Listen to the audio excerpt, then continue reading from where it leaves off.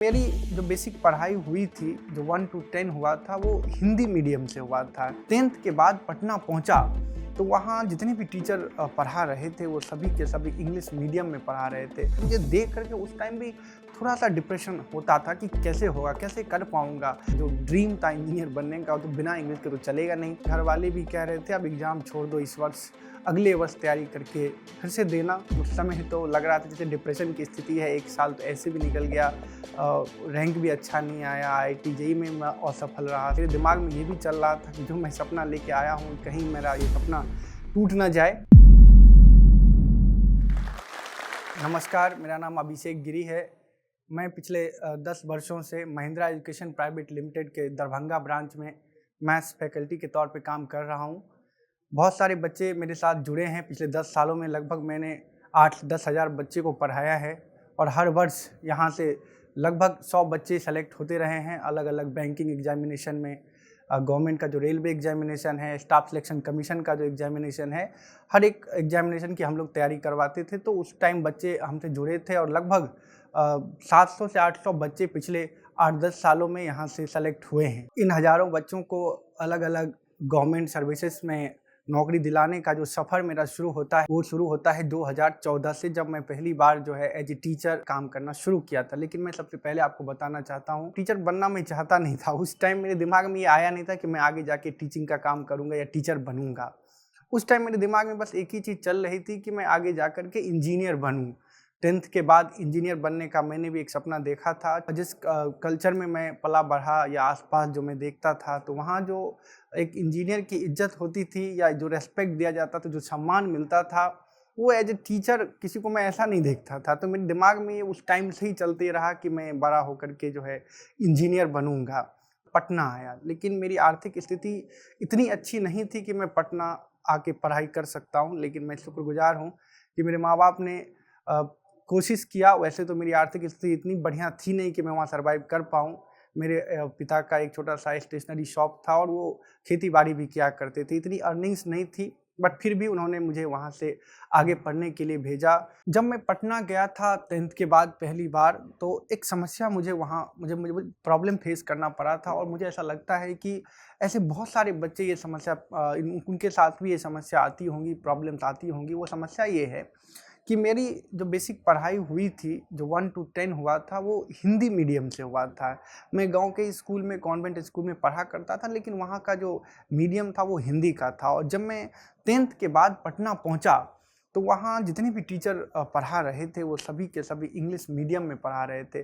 तो मुझे ऐसा फ़ील होने लगा जैसे जैसे कि मैं पटना गया और कुछ स्टूडेंट जो पहले से वहाँ रह के तैयारी कर रहे हैं, उनका जब मैं कॉपी देखता था, तो सारी बातें इंग्लिश में लिखी गई होती थी और हम लोग की पढ़ाई तो हिंदी में हुई थी। तो मुझे देख कर के उस टाइम भी थोड़ा-सा डिप्रेशन होता था कि कैसे होगा, कैसे कर पाऊँगा?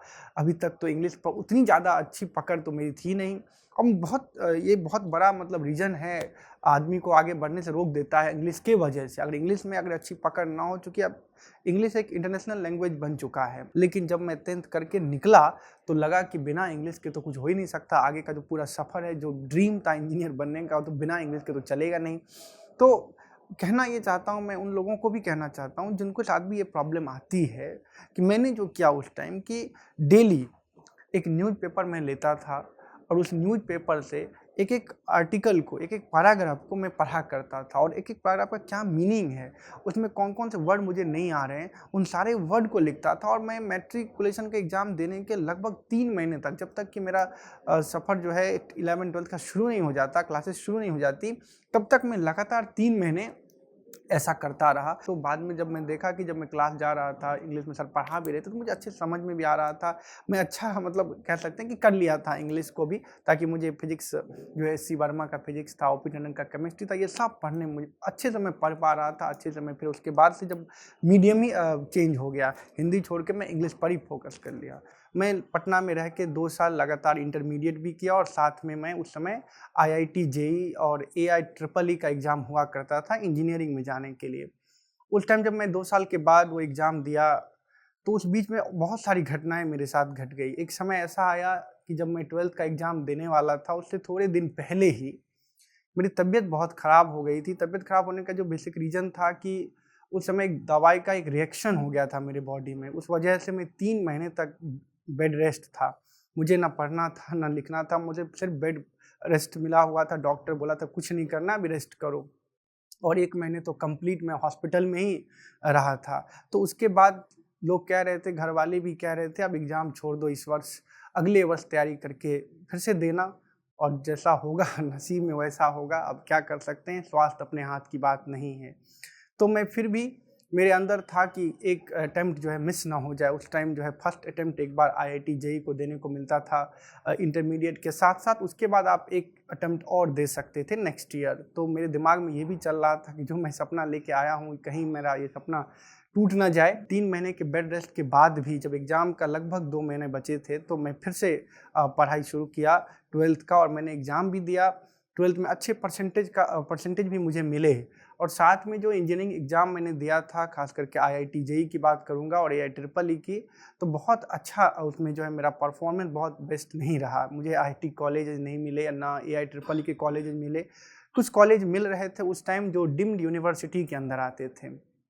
तो उन कॉलेजों में पढ़ने के लिए एटलीस्ट, जैसा कि मैंने उस टाइम पता किया था, तो कम से कम 12 से 14 लाख रुपया खर्च होना था अगले 4 साल में, सिर्फ फ़ी के रूप में। और बाकी जो मैं वहाँ रहता, उसमें जो खर्च होते, वो तो मैं अभी जोड़ भी नहीं रहा था। मतलब जो कॉलेजेस का फ़ी था, वो कम से कम 12 से 14 लाख रुपया पड़ने वाला था।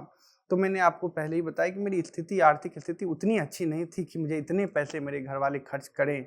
तो मेरे दिमाग में मैं उस समय तो लग रहा था जैसे डिप्रेशन की स्थिति है। 1 साल तो ऐसे भी निकल गया, रैंक भी अच्छा नहीं आया, आईआईटी जेईई में मैं असफल रहा, साथ में एआई ट्रिपल ई में भी उतना अच्छा रैंक नहीं आया। और जब बात थी डीम्ड यूनिवर्सिटी जाने की, तो पैसे की वजह से वहाँ भी नहीं जा सकता था मैं। तो मैं वहाँ से अपने करियर को मतलब बदल दिया। मेरे दिमाग में अब आने लगा कि अब तो कुछ ऐसा करना है जहाँ पैसे भी कम खर्च हों, और सफल भी हो जाऊँ, आर्थिक स्थिति भी मेरी अच्छी हो जाए, मैं कुछ कर लूँ अपने परिवार, अपने फैमिली, खुद के लिए भी। तो फिर मेरे दिमाग में उस समय आया कि क्यों ना मैं गवर्नमेंट एग्ज़ामिनेशन की तैयारी करूँ। मैं, जैसे कि आप रेलवे, एसएससी या बैंक, इन सब की तैयारी उस समय मैं देखता था। लोग मेरे जो आस-पास रहते थे पटना में, जहाँ मैं रहता था, उसके आस-पास बहुत सारे स्टूडेंट रहते थे। तो उन लोगों को देखता था, कोई रेलवे, एसएससी, बैंकिंग की तैयारी कर रहे हैं। तो मेरे दिमाग में आया कि चलो ये तो नहीं हो पाया, लेकिन कुछ बैंकिंग, एसएससी या रेलवे में अगर मैं कहीं सफल हो जाऊँ, तो शायद परिवार के लिए मैं एक सपोर्ट के तौर पे काम करूँगा। मेरी 2 बहनें भी हैं, उसकी भी शादी नहीं हुई थी, तो दिमाग में बहुत सारी और टेंशन चल रही थी, कहाँ से पैसा आएगा? मतलब मुझे भी पढ़ना है, साथ में पीछे बहन भी 2 है, एक भाई भी है, उनको भी पढ़ना है, उसकी शादी-विवाह, बहुत सारी टेंशन से मैं उस टाइम गुज़र रहा था। मतलब कह सकते हैं कि डिप्रेशन वाली स्थिति थी कि क्या करूँ उस टाइम? तो मैं पहला एग्ज़ाम दिया था एक स्टेट बैंक ऑफ इंडिया का, जिसमें कि मुझे 138 मार्क्स मिले थे, और उस समय वो राजस्थान से मैं फ़िल अप किया था, और जो कट ऑफ उस टाइम रहा था वो 142 गया था। तो मैं जब पहली एग्ज़ाम दिया अपने गवर्नमेंट एग्ज़ामिनेशन के लिए, गवर्नमेंट सर्विसेज़ के लिए, तो वहाँ भी मैं लगभग 4 मार्क्स से मेरा सिलेक्शन रह गया था। लेकिन सबसे बड़ी खुशी की बात ये थी कि जब उस exam state bank of India के बाद तुरंत एक एग्ज़ाम में दिया था कंबाइंड ग्रेजुएट लेवल का, सीजीएल का, जिसमें मैं सफल रहा था। उस समय 82 कट ऑफ था जनरल कैटेगरी का, लेकिन मेरा नंबर जो है उस समय 122 के पास था। तो मैं बहुत खुश भी था, क्योंकि मेरे साथ जितने भी और भी मेरे साथ रहे पढ़ने वाले जो स्टूडेंट थे, जो मेरे साथ 9th 10th या आगे भी पढ़े हैं, उन लोगों में ज़्यादातर लोग उसमें फ़ेल ही हो गए थे, और मैं अकेला जो है अपने दोस्तों में क्वालीफ़ाई हुआ था। तो उस समय मुझे बहुत खुशी हो रही थी इस बात को लेकर के, लेकिन क्या करूँ, दुर्भाग्य कभी साथ नहीं छोड़ता, ऐसा भी कभी-कभी हो जाता है। तो मैं जब प्री क्वालीफ़ाई किया, उसके बाद मैं मेंस दिया उसका। जब मेंस दिया तो मेरे मार्क्स लगभग 360-365 आ रहा था, उस टाइम की बात बता रहा हूँ। और उस टाइम मैं जब चेक करता था कट ऑफ पिछले ईयर्स का, तो मैं देखता था 310, 320-25 पे अच्छे पोस्ट मिल ही जा रहे थे।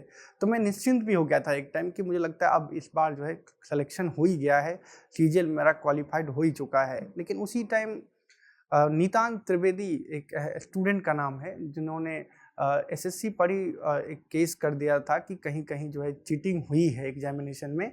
इस वजह से जो है ये कट ऑफ भी शायद हाई जा सकता है, इसलिए शायद उनका सिलेक्शन नहीं हुआ, ऐसा उनका कहना था। और वो केस जो है लगातार मतलब सेंट्रल एडमिनिस्ट्रेशन ट्राइब्यूनल में लगभग 1 साल वो केस चला था। और हम लोग यहाँ वेट कर रहे थे कि रिजल्ट कब आएगा, रिजल्ट कब आएगा। यहाँ तो मुझे लग रहा था कि नौकरी तो हो ही चुकी है, इतना अच्छा मार्क्स मिल चुका है, अब तो सिलेक्शन ही हो गया। लेकिन कहें तो ये दुर्भाग्य ही था कि वो फिर से क्या हुआ कि जब वो नितान त्रिवेदी जो केस किया था, उस केस का जब फैसला आया तो ऐसा बोला गया कि जो लोग क्वालिफाइड हैं भी, मेंस भी क्वालिफाइड है, उनको फिर से प्री भी देना है, फिर से मेंस भी देना है। मतलब जो एग्ज़ाम आप पहले से क्वालिफाइड थे, यानी कि 2013 का जो सीजीएल था प्री क्वालिफाइड, उसके बाद जो है फिर उसका मेंस में भी अच्छा मार्क्स मिल गया था, तो फिर ये सारा एक साथ जो है ख़त्म हो गया था। दिमाग में अलग सा एक टेंशन फिर से शुरू हो गया था कि एक तो मैंने प्री क्वालिफाई किया, फिर इतना टाइम दे करके मेंस की तैयारी किया, फिर मेंस एग्ज़ाम दे करके इतना बढ़िया मार्क्स भी लाया, और अब जा कर के सारा कुछ एक साथ ख़त्म हो गया। और देखिए मेरा टीचर बनने का जो सफ़र है यहीं से शुरू हुआ था। मिडिल क्लास फैमिली वालों के लिए इतना टाइम नहीं होता, इतना पैसे नहीं होते कि और भी लगातार वो 2-4 साल तक इतने बड़े शहर में इतना खर्च करके रह सके। और जैसा कि मैंने आपको बताया भी, मेरी 2 बहनें भी थी जिनकी शादी नहीं हुई थी और साथ में उनकी पढ़ाई भी चल रही थी, भाई भी था। तो मेरे दिमाग में अब आ रहा था कि किस तरह से अर्निंग्स हो, कैसे मैं कुछ कमा पाऊँ जिससे कि मैं अपनी फैमिली के लिए खड़ा हो पाऊँ, फैमिली की कुछ मदद कर पाऊँ। और उस टाइम मैं कुछ कर भी नहीं सकता था, मैं तो लगातार पढ़ाई के फील्ड में था, तो मैं लगातार पढ़ ही रहा था और अपने गवर्नमेंट एग्ज़ाम की तैयारी में अपना सारा टाइम दिया था। कुछ ऐसा स्किल वगैरह मैं ऐसा कुछ नहीं ऐसा जानता था कि मैं कुछ अदर वर्क भी कर सकूँ। तो मेरे दिमाग में ऐसा आया, क्यों ना पढ़ाया लिखाया ही जाए बच्चों को, ताकि जो मैं फील्ड में हूँ, जिस फील्ड में मैं अभी हूँ फ़िलहाल के लिए, उस फील्ड में अपने एम को भी मैं अचीव कर पाऊँ और साथ में बच्चों का भी कुछ अच्छा हो जाए। तो मैं 2014 में 20 जून को दरभंगा आ गया था। और उस टाइम जब मैं यहाँ आया था, मैं आपको बता रहा हूँ, उस टाइम मेरी स्थिति समझने की कोशिश करिएगा कि मैं पहली बार मतलब बच्चों के बीच में आकर के जब पढ़ा रहा था, तो जो बच्चे मेरे से पढ़ने आए थे वो मेरे से बड़े उम्र के लग रहे थे। उस टाइम मेरी उम्र इतनी नहीं थी कि मैं जिसको पढ़ाने आया था वो मेरे से बड़े-बड़े नज़र आ रहे थे। तो मुझे तो अंदर से बहुत हेजिटेशन हो रहा था, कैसे पढ़ा पाऊँगा कि नहीं पढ़ा पाऊँगा। लेकिन जब मैंने पढ़ाना शुरू किया तो 1-2 महीने में ही बच्चे सब मेरे फ़ैन हो गए थे। वो लोग बार-बार वो चाहते थे कि मेरा ही क्लास लगे। और जब उस टाइम मैं जॉइन किया था तो महिंद्राज में लगभग दरभंगा ब्रांच में 250 से 300 बच्चे का मूवमेंट उस टाइम रहा था।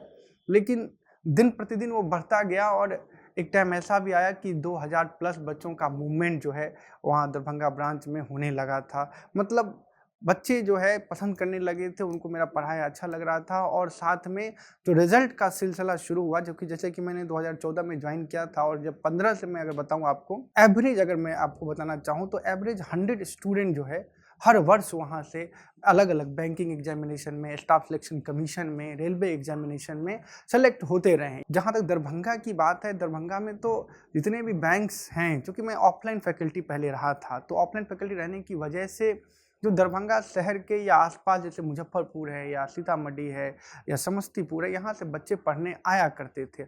और उन लोगों के बीच में जाना जाता था, वो लोग मुझे जानते थे कि मैथ्स फैकल्टी के रूप में। मेरी पहचान ऑनलाइन प्लेटफ़ॉर्म पे नहीं थी उस टाइम, क्योंकि मैं ऑनलाइन क्लास लेता नहीं था। उस टाइम में ऑनलाइन का इतना ज़्यादा प्रचलन नहीं था, ऑफलाइन फैकल्टी में था।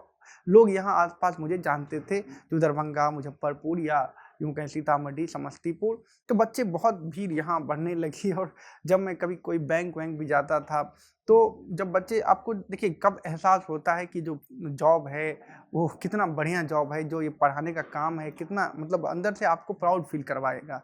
कैसे, मैं आपको एक एग्ज़ाम्पल से बताना चाहता हूँ कि जब भी कभी बैंक जाता हूँ मैं और कोई बच्चे ऐसे मिल जाते हैं जो मेरे से पढ़े हैं और जो बैंक में काम कर रहे हैं, तो वो अपने चेयर से उठ करके तुरंत आकर के आपको प्रणाम करते हैं। और एक टीचर के लिए इससे मतलब कह सकते हैं कि बड़ा प्राउड मोमेंट कुछ नहीं हो सकता है। और यही सिलसिला लगातार चलता रहा और कब ये 10 साल निकल गए मुझे पता भी नहीं चला कि मैं जब पढ़ाने गया था तो मेरे पैर लड़खड़ा रहे थे कि मेरे से बड़े उम्र के बच्चे सामने दिख रहे हैं। और आज पढ़ाते-पढ़ाते लगभग 10 सालों में मुझे लगता है कि बहुत अच्छा मेरा अनुभव रहा। मैं उन स्टूडेंट्स के लिए कुछ कहना चाहता हूँ जो लगातार गवर्नमेंट एग्ज़ाम की तैयारी कर रहे हैं पिछले 3-3, 4-4 सालों से, फिर भी अगर किसी वजह से वो सफल नहीं हो पा रहे हैं तो डिप्रेस हो जाते हैं कि 4-4 साल जो है बीत चुका है, 3-3 साल लगा चुके हैं, लेकिन कहीं भी कोई रिज़ल्ट नहीं आ रहा है। तो ऐसे बहुत सारे केसेस हैं।